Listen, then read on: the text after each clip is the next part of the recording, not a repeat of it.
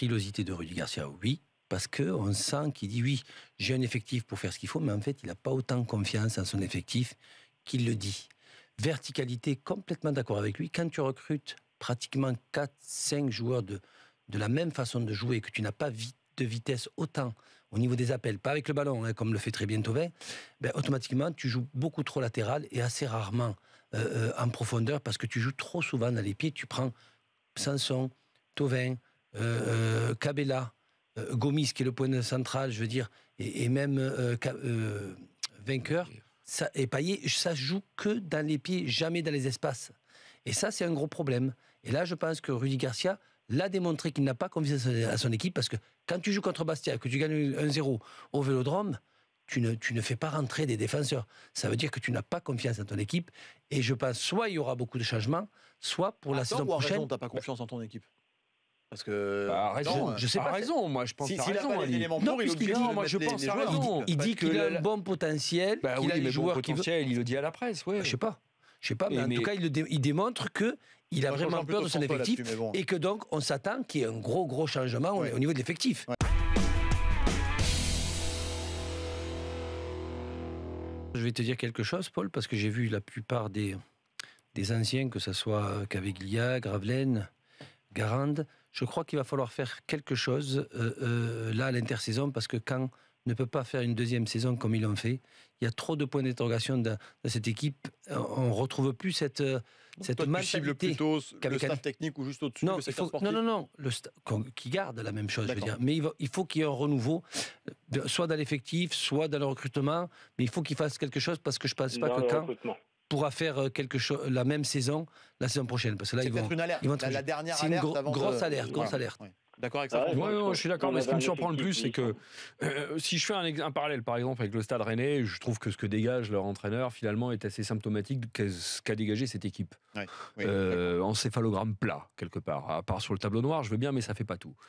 Mais alors, quand entre Garande, puis à l'étage au-dessus, Caviglia et Gravelaine, je trouve que, on a connu un peu ces joueurs.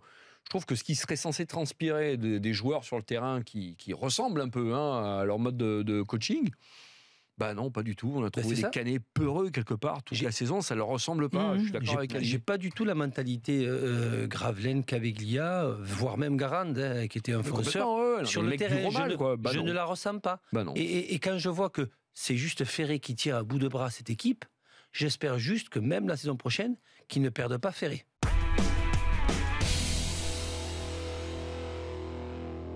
Moi, je ne suis pas complètement d'accord avec Ali sur cette question de la dynamique des championnats respectifs, que ce soit pour la Ligue 2 pour Troyes et la Ligue 1 pour Lorient.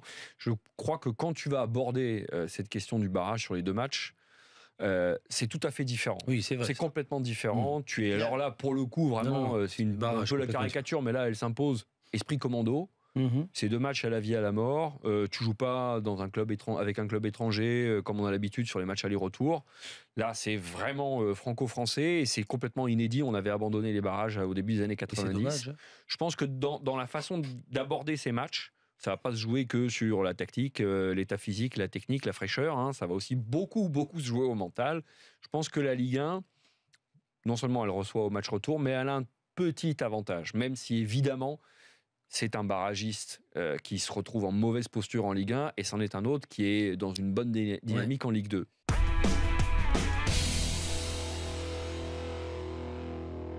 Il a démontré que beaucoup plus qu'un attaquant, comme l'était Benzema, lui, il a été un leader. Leader d'attaque et leader d'équipe. Et c'est ce qui va beaucoup manquer, je veux dire, à Lyon et surtout à la Ligue 1, parce qu'on n'a pas eu non plus beaucoup d'attaquants français qui pouvaient... être très fort et marquer autant de buts. Là encore cette année, je crois qu'il en a 26 buts. Un championnat, ce qui est assez énorme alors qu'il avait eu quelques pépins.